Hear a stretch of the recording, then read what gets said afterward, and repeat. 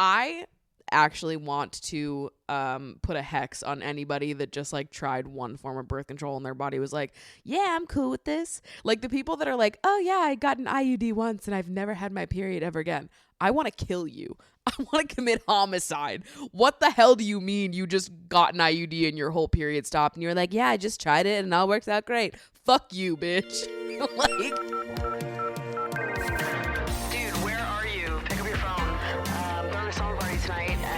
invited, so call me back. Okay, love you. Bye.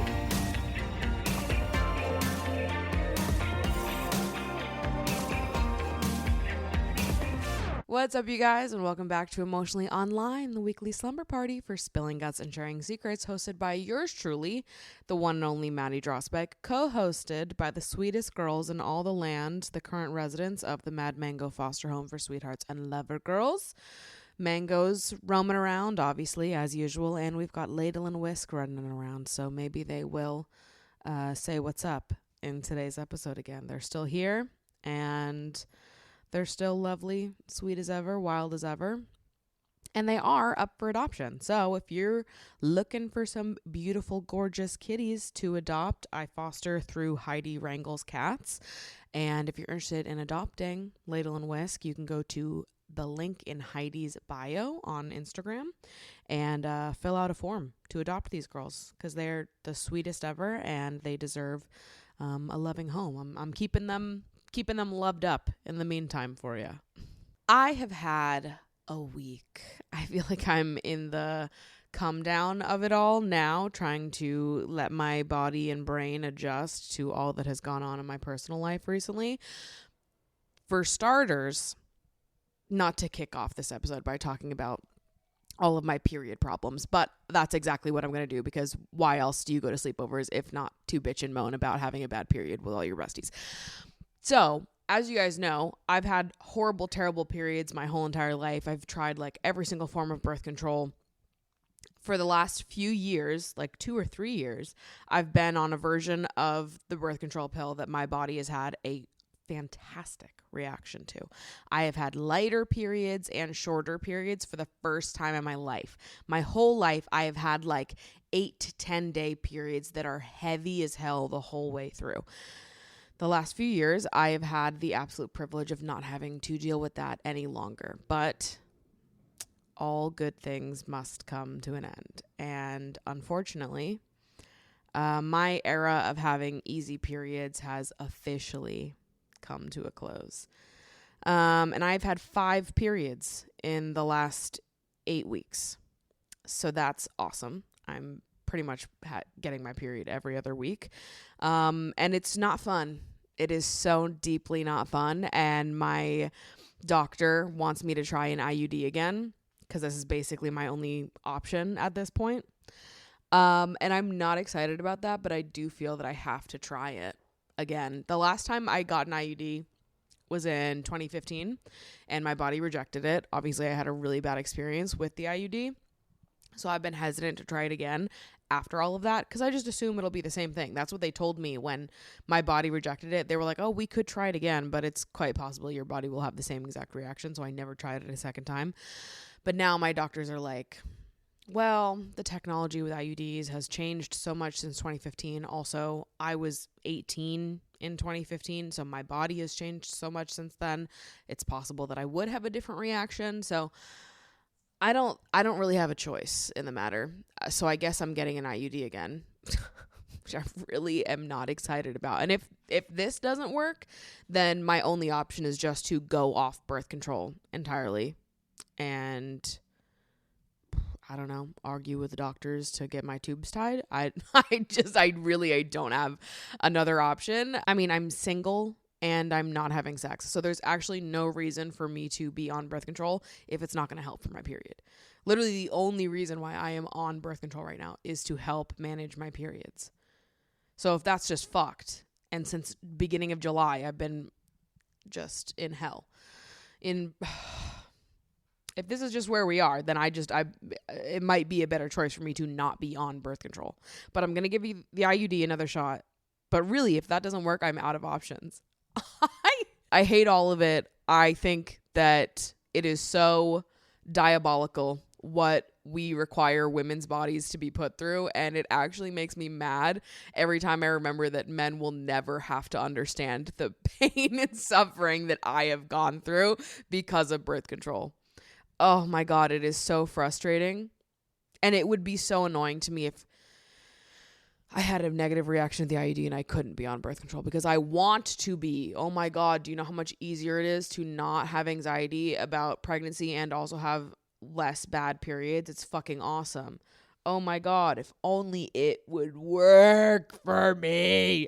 I actually want to put a hex on anybody that just like tried one form of birth control and their body was like, yeah, I'm cool with this. Like the people that are like, oh yeah, I got an IUD once and I've never had my period ever again. I want to kill you. I want to commit homicide. What the hell do you mean you just got an IUD and your whole period stopped and you're like, yeah, I just tried it and it all works out great. Fuck you, bitch. Like I don't know what world you guys are living in or what your bodies are like, but my body is not like that. My body's trying to kill me, so therefore I'm gonna kill you. Fuck, I hate it here. But enough about me. There is so much to talk about in this submission box. We've got so many good ones, so many juicy ones, so let's catch up. Let's see what updates have been going on in your lives. Hi, Maddie. Sending love from the UK. Sort of an am I the asshole? I live with my best friend and her sister. We all pay rent and split bills, and for the last 2 or 3 weeks, my boyfriend of less than a year has been staying over pretty much every single weeknight. I usually stay at his place all the time, but his car is broken at the minute, so it just makes more sense for him to stay here because of traveling to work, etc. As is fairly common, me and my friends have drifted a little since I met him, and I spend much less time with them. I do want to work on this. However, after months of dating, they still really don't like him because he made a poor first impression when they first met him by commenting on how attractive he found an actress in a TV show they were watching. They were very offended on my behalf and insisted this was super disrespectful, but it just didn't bother me. He has always made me feel secure and desirable, so although I heard them out, I just didn't feel like it was a red flag for me. I value their opinions, but I also think they tend to be harsher judges than me, and we have different standards. Ever since then, I feel like they haven't been able to let go of their negative opinion of him. Every time he sees them, he puts in so much effort into being friendly, but they're just very cold towards him. I know he's an adult man and can fend for himself, but it really hurts me to see this because I love him, and I don't want them to disregard him like this. I've also not told him that they don't like him because I know it will make him so anxious. Anyways, since he's been staying around so often, they've implied that he should contribute towards bills and asked me to let them know when he's going to be here because it makes them uncomfortable. I really don't understand this because he's so kind and considerate to them. I plan on having a sit-down conversation so I can understand where they're coming from because at the moment I feel quite annoyed and indignant, but I know they must feel similarly. Me and my boyfriend are pretty quiet and tidy and careful not to hog the communal spaces, so I just feel like this is them lashing out for some reason. I wouldn't dream of making them tell me every time they bring a guest over, and I also have no plans to invite him over less. I want to air this out with them as I value their friendship and don't want to jeopardize it for a man, especially since he really likes them. Anyways, I'd just be interested in hearing your opinion and if I sound like the asshole. Lots of love. Here's what I'll say. I actually don't think this is about your boyfriend or about your relationship at all. I think this is about your friendship with your roommates and how that friendship has been neglected as a result of this new relationship. I don't think that you're the asshole. That said, I also don't think that your roommates are the asshole. I think that there are multiple things that can be true at once here, and I think this could be very easily squashed with a conversation. This is how I am perceiving it based on what you wrote, but the fact that you opened up by saying that, you know, your friends and you have drifted a little bit since you met him and you spend much less time with them, admittedly something you want to work on. I do think that does happen a lot, and that is something that can put a major strain on a friendship. It doesn't feel nice when you're, you know, one of your closest friends enters a relationship and then suddenly your friendship to them doesn't mean as much anymore. They don't put as much time in, especially when you live together. If someone you live with is having a hard time like keeping up your relationship, your friendship, because they've entered a romantic relationship, like that can really hurt. And I do understand why that might be hurtful to your roommates, for sure. Now, this is me coming to a lot of conclusions on my own, but there's something in my gut that tells me that your friends might not be as nitpicky about your boyfriend and him being around all the time if they felt like their relationship to you was also prioritized. Now, this isn't a healthy way to deal with it, but I think a lot of people, instead of saying out loud, like, hey, I really miss you and it hurts my feelings that you have entered this relationship and totally forgot about our friendship, I think a lot of people don't know how to say that, or they feel uncomfortable saying that. So instead, they take that anger and that harshness and they project it towards your relationship. Whereas if your friendship had not taken a hit, if your boyfriend and you had put in effort to, I don't know, having like more group hangouts, hanging out in the common spaces, including them, so it's not like a hard line where they can't interact with you if he's around and, you know, whatever. If it was more like you know, you get to include your friends within your relationship, they get to know each other, and also you get to maintain the depth of your friendship while in a relationship, there's some part of me that believes that if that had happened, they wouldn't be as quick to be nitpicky or critical towards you and your relationship. And obviously, like, bad first impressions happen, but most of the time bad first impressions can be reversed, can be built upon, can be grown upon. I think it's totally fine for you and your friends to have different perceptions there.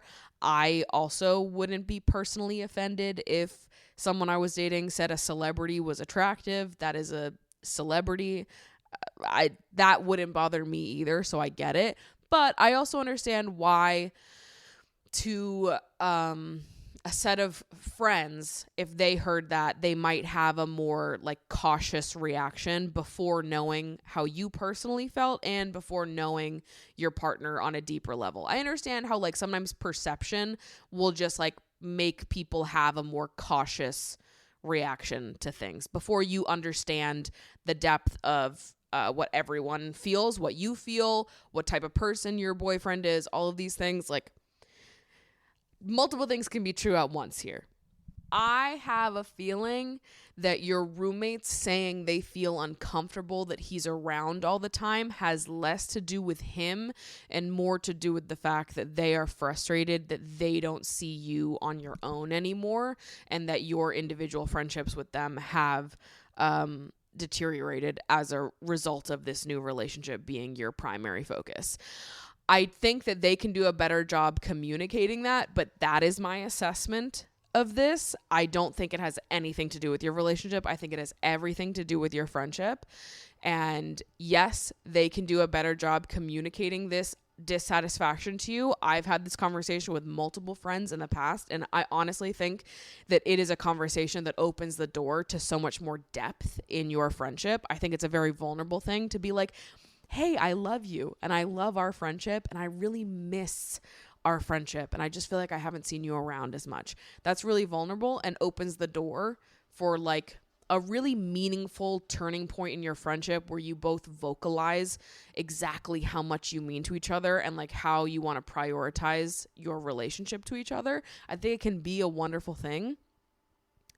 That said, I deeply understand the frustration of being the friend that gets left behind when someone enters a relationship. That can feel really sad and really isolating. It can feel like, oh geez, like you were so important to me. You were such a priority and such a pillar in my life. And now this guy comes along that you've known for 3 months and somehow he has taken over the importance of me, who's known you for so much longer. And like, obviously I am someone that believes that friendships are so important, that romantic relationships are not the end all be all, that all kinds of relationships are important and should be treated in fairness. Do I also understand that sometimes that happens and that's life? Absolutely. This is something that can be talked through. But I would jump to assume that that's why your friends are saying things like that. And it has probably less to do with your boyfriend and the actual relationship if he actually has been, polite, albeit not so involved with them. So no, you don't sound like the asshole to me. I think you sound very human, and this is a very human thing that happens. I also think your friends sound very human. I don't think either party is the asshole here. I think that more vulnerable communication is probably required, and that's about it. Friends without benefits. I'm falling for a friend who is wrong for me. Hi, Maddie. I love your work, and I'm hoping you can share some wisdom with me. I'm in a conundrum lately. I'm starting to develop a big old crush on a friend of mine. Unfortunately, some of his personality traits are massive turnoffs. We have differing politics, views on modern feminism, and generally different ways of moving through life. That being said, I really value him as a friend of over 3 years, and we've had some truly meaningful and lovely conversations in the past few months as we've connected more, some verging on flirty. At times, it feels like we're even bonding over the loneliness we both feel as college students not in relationships. It's messy because while I know I don't want to date him because of our differing perspectives, to put it kindly, I can't help but want him. Over and over, he proves unknowingly that he is not right for me in the long-term sense, but I find myself unable to shake this crush. It's insane. Friends with benefits is not my thing, but I find myself wishing that it was. Am I being too picky? Do I just give in and go for it? What would you do if you found yourself drawn to someone you care for but couldn't see yourself with? So this is a real head scratcher to me. Because I know what you're not saying here. You say, well, we have differing politics. We have generally different ways of moving through life. And then you slip in that you have opposing views on modern feminism, which to me is like, what the fuck? So why would you even want to be friends with a man that had opposing views on modern feminism to you? In the year 2024, why do we even want to be friends with sexist men, let alone romantically or sexually involved with them? I don't get it. Yeah, I don't get it at all. I just think that like sexist men need to die off. I think evolution needs to take care of them. I'm actually so sick of them, and I need all women to stay away from sexist men because they are beneath you. Every one of them is beneath you. And I just don't believe any of them should have access to the possibility of sexual reproduction or happiness. Yeah, I just don't have time for that personally. I don't have time for grown men that want to have think piece discussions with me on feminism in 2024 as a grown adult. Not happening. You're either with it, you're either lucid, or you're not. And if you're not, I don't need to know you, babe. And there's no world where I would respect any of their other opinions, to be totally honest with you. I just think that if you're like that, I don't need to know you or any other stupid thought that's in your brain. Sexist men, be gone. Differing politics on what? Like, let's say the quiet part out loud. What is it? I talked about this a few episodes ago where it was like somebody asked about dating someone with opposing political views, and what I said was that I could never do that. I can date someone that has the same core beliefs as me, but we have different ideas of what the path forward is. The core beliefs are what matter. I cannot be friends with someone, date someone, be around someone intimately that has different core beliefs and values than I do.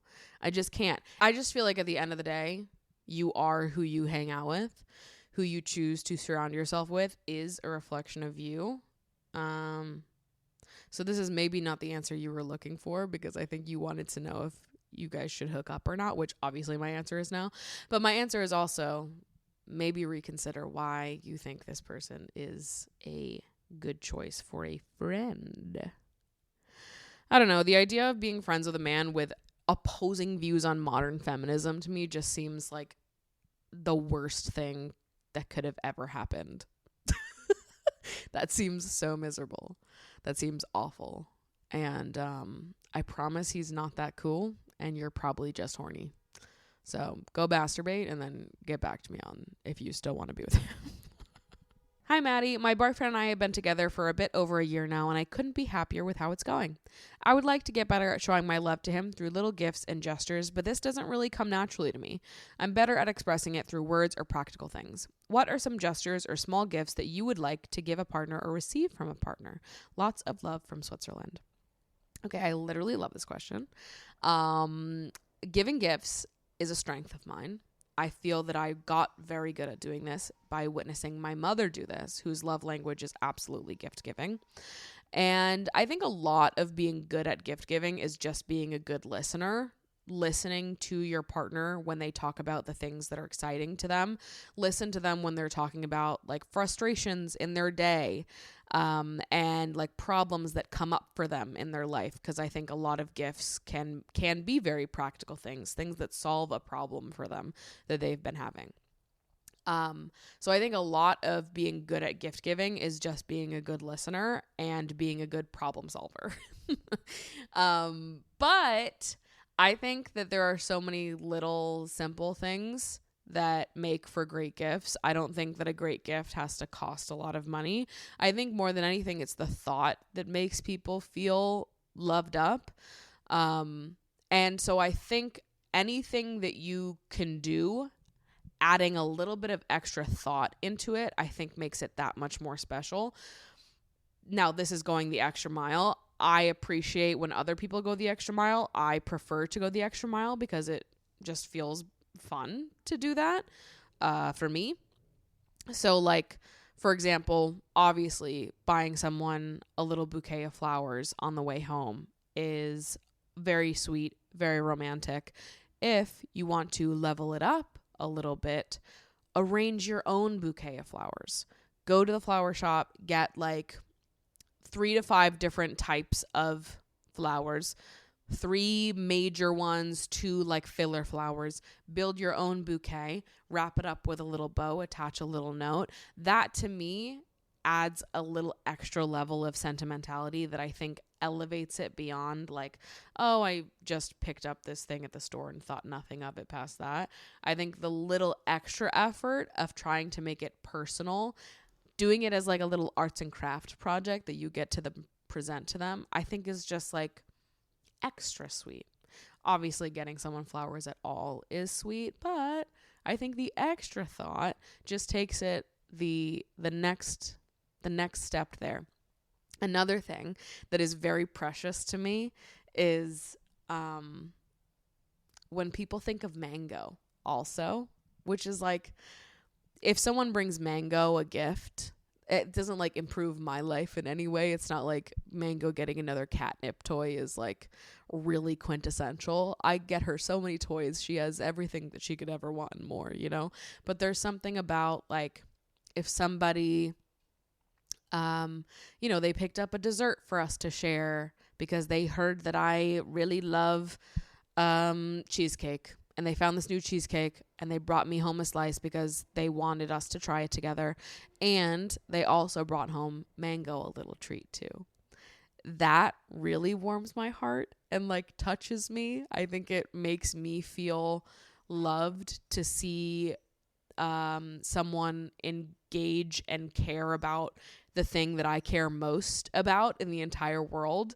I think to have a partner know and understand how important mango is to me, and then like, I don't know, just do a little gesture to think of her, even if it's not necessary, even if I have a bag full of treats in the cabinet right now, coming and bringing her another bag of treats. I find that charming, and I love it.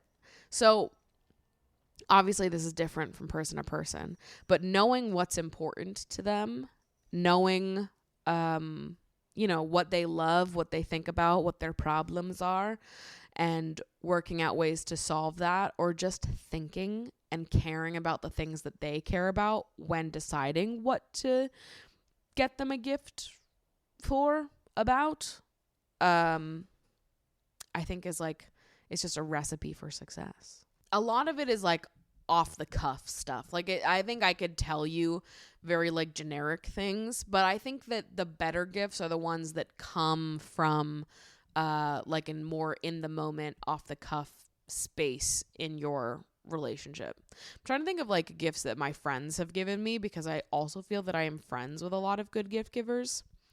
And I think that gift giving is like a sweetie thing to do regardless of if it's with a partner or not. One of my friends bought me the book that inspired one of my favorite movies. After hearing me gush about how much I loved it, they went out and picked up the book that it was based off of for me, which I thought was so kind. And that was very sweet, because it's like, oh, they heard me gush about how much I loved this movie, how much it meant to me, what like my reactions to it were, and they really listened and internalized that. And then when they were out, they saw this book and they're like, oh, I've got to get it for Maddie. I know she loved this movie. Like, that makes me feel good, because I'm like, you listened, you internalized something about me, and then when you saw me and were reminded of me out in your daily life, you picked this up for me. That is quite special. I collect magnets on my fridge. A lot of my magnets are from my travels, but a few of them are from friends of mine who were out just shopping, doing their thing, and they saw a magnet and they were like, oh, that's so funny. Maddie would love that. That's nice, because they know that's what I do. I collect magnets. I like having a bunch of shit on my fridge. They bought me more shit to put on my fridge. I love it. So cute. The list goes on, right? But I think that being a good gift giver does just boil down to being, number one, a good listener, and number two, just taking any idea that you have and going the extra step to make it that much more thoughtful. Just putting your heart into it whenever you can. Like, instead of buying a card, you could paint your own watercolor card and write in it. Not that there's anything wrong with buying a card. I usually buy cards to write in because it's just so much extra effort. But if you're trying to make it extra special for a partner, I think painting in a little card is, it's just the little things. Goes the extra mile. It's very cute. It's very sweet. Yeah. You got this. Hi, Maddie. Love the podcast. I've been here since the Rejection is Redirection episode. Thank you so much for your work to the girly economy. I'm wondering how to deal with a friend who refuses to communicate. Every time we get into a spat, she ices me out completely and then moves on like nothing happened. I ended up confronting her on this, and it's now been a week since we talked. I miss her, and I hope she knows that, but part of me wonders if this is a deal breaker. As a lover girl, I understand why she approaches situations like this. It's the trauma in it. But it feels like she refuses to acknowledge my hurt. Anyways, a lot of text vomit, but really appreciate this space to vent. Love your content and hope you're taking care of yourself. Yeah, that is tough, because there's not much you can do to force someone to show up and be better. Something that I have talked to my therapist about is how, like, I think sometimes I have a hard time giving people the consequences of their actions. Like, everyone makes their own choices in this life, right? And sometimes people make actively bad choices. Your friend choosing not to communicate with you when you have opened that door for that to happen is one of them. That is a choice that she is actively making. She is choosing to be bad at communication and icing you out completely. A friend that is open to having that confrontation with them, which is big in and of itself. I think sometimes I have a hard time giving people the consequences of their actions, because in my head I'm like, oh, but it would so hurt my feelings if that happened to me. Like, it would so hurt my feelings if this friend cut me off, ended their friendship with me. And I have to, take a step back and be like, okay, well, that doesn't happen because you don't act like this. And if I did act like this, that would be a perfectly reasonable consequence to that action. But I don't act like that. So that's why it doesn't happen to me. And I shouldn't feel bad when I have to deliver the consequence of somebody else's action that they have consciously made the choice to make. I so deeply relate to and understand wanting to continuously give people the benefit of the doubt on a loop, to constantly be giving people space to like learn and grow and be better and be like, oh, well, maybe they're just going through it. Maybe it's just a phase. Maybe it's a crazy month, maybe it's this, that, whatever. We want to be generous in our assessment of our friends. I think that is ultimately a good thing, and it makes you a good friend. However, there is a line. There's a line where it becomes like mean to yourself to continue allowing someone to treat you in that way. And at some point, you are going to have to decide when enough is enough. And how many times can you have a conflict with this person where it ends in a lack of communication and them icing you out? At what point do you have to sit back and say, you know what? I am bringing so much to this friendship. I'm putting so much of myself into this friendship, and they are just not giving me back what I deserve. So the consequence to the action that they have chose to make is that they no longer get access to me and I am no longer their friend. And I don't think that you have to feel bad for making that choice if that is the choice you come to, because this is how they're acting. And sometimes you just have to take people at face value. You need to look at their actions and you need to say, like, if this is who you are right now showing me who you are, you're telling me who you are, and I'm going to believe you. So if you are the type of person who, whenever you are faced with conflict, despite me trying my hardest to really navigate through that with you and be a good friend, if your gut instinct there is always to ice me out and run away, like, there is going to come a day where I can't sit around and be cool with that anymore, because I deserve friends that are willing to like sit in it with me, to work through things when there's conflict, not to ghost me and make me feel worse when I'm trying to come to a resolution. Like, your friend is choosing to be uncommunicative. You are allowed to have a reaction to that, and it is fine if your reaction is that this isn't someone you want to be friends with.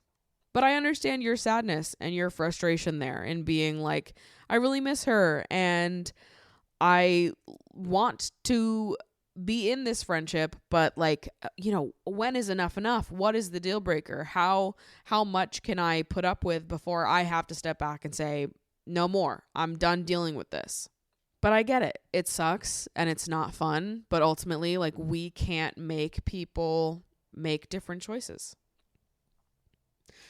These are the choices your friend is making, and all you can do is look at that, look at what she's showing you, and decide if that is the kind of person that you want to be friends with or not. Decide if that is the kind of person, the kind of friendship that you want to pour more of your time into.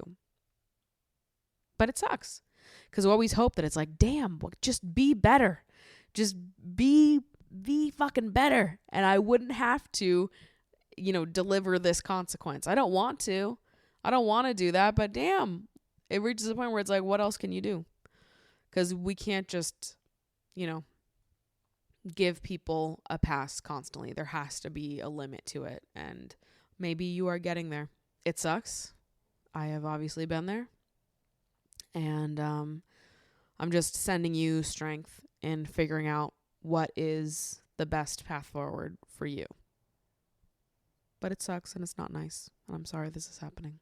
The whole chappell roan situation has made me think a lot about our perception of celebrities / influencers and how people feel entitled to their time, space, and energy. I think it's an important conversation, and I'm glad people are having it right now. I wanted to know your thoughts, especially since you are someone who gets recognized. I know you've said in the past that you love meeting lover girls out in the wild, and I guess I feel like I might speak for a lot of us when I say a confirmation that you are still comfortable with us approaching you in public would be appreciated. And if your boundaries ever change on that front, that you would tell us. If I saw you in public, I definitely get so excited and want to say hi, but I would be nervous about intruding on your space. I'd love your thoughts and perspective on this. Love you, Maddie. Yeah, I have been so deeply into all of this chappell roan stuff. I think she is such a fucking badass. I love that we have a such a major, like, blossoming superstar, young woman superstar that is setting boundaries and making those boundaries so fucking undeniably clear at the beginning of her career. I think it is badass. It's fucking awesome. And anybody that has any shit to say about chappell can eat it, because I think that it is so brave and so brilliant how she has been so clear with her boundaries.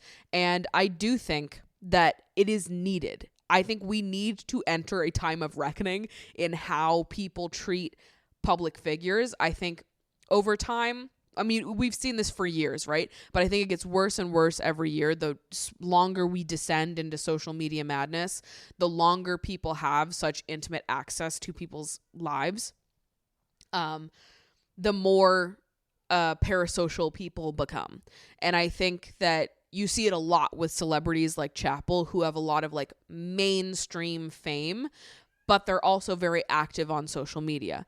They have like a level of fame that is well beyond a social media influencer, but they still have the same kind of access that you would get to an influencer because they are very active on social media. A lot of like major celebrities, the Lady Gagas, Beyoncés of the world, they're not like interacting with fans on the internet. They're not like posting online the way a lot of like younger pop stars are. Chappell, Roan, Renee Rapp, these people that are like very online and have an online presence. It's much easier to be parasocial to them than it is to be parasocial to the people that are like so huge, such like a massive star, to the point where their reality, their offline life is like such a foreign concept to you. You have no idea what it's like.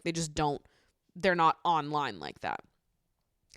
So I think that honestly, celebrities like in the like Chappell kind of area where you're like a major celebrity and you're very online, I think they probably get it the worst. So I think that Chappell coming out and setting all these boundaries and being the one to be like, hey, this is fucking weird and not cool, I loved it. And I thought that it was like so brave and so necessary and so powerful, particularly coming from someone at her level of fame, her rising level of fame, and being like someone that was very active on social media during her rise as well. Obviously, there are a lot of people that lack boundaries online.